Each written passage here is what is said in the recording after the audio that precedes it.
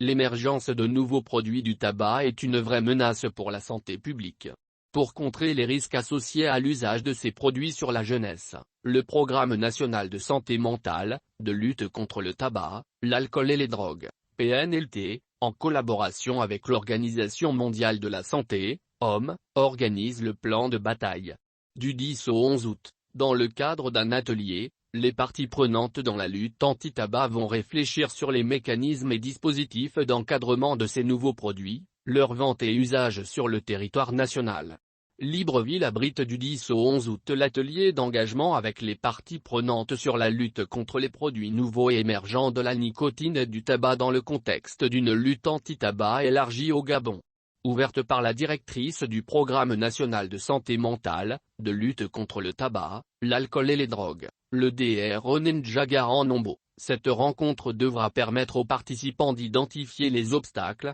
les défis et les besoins réglementaires pour mieux s'attaquer à cette nouvelle menace. Le marché du tabac et de la nicotine connaît en effet d'importants changements, l'offre de tabac à usage oral explose et d'autres groupes de produits comme les appareils électroniques à chauffer le tabac et les vapoteuses, cigarettes électroniques, ne cessent de fleurir sur le marché. Une ingérence continue de l'industrie du tabac qui semble mettre à rude épreuve la détermination du gouvernement à parvenir à une nation sans tabac. L'industrie du tabac justifie la vente de ces nouveaux produits comme des alternatives plus sûres au tabac fumé, voire comme des aides à l'arrêt, ce qui n'est pas démontré, avec comme seul objectif la poursuite de ses profits, en recrutant de nouveaux consommateurs et en les rendant plus accros à la nicotine. Ces produits, qui ont déjà infiltré les marchés africains, présentent des défis réglementaires uniques, en particulier pour les régulateurs qui ne sont pas bien équipés pour répondre aux stratégies sophistiquées employées par l'industrie du tabac et nombreux sont les pays qui n'ont pas la capacité de réglementer efficacement ces produits pour protéger leur population,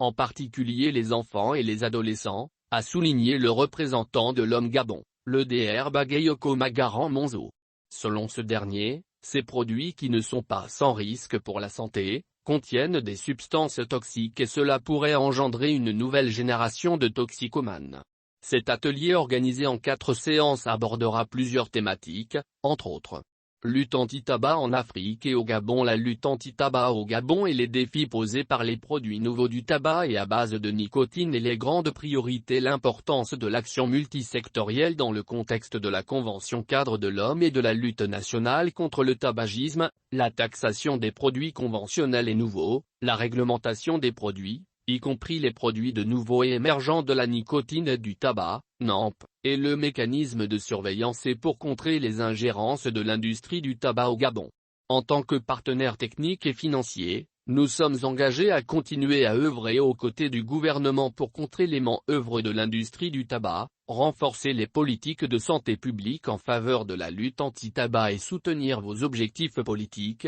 y compris une réglementation efficace des nouveaux produits du tabac dans le contexte d'une lutte anti-tabac élargie afin de réduire davantage la consommation de tabac et, par conséquent, de sauver des vies, a réaffirmé le Dr Bagayoko Magaran Monzo.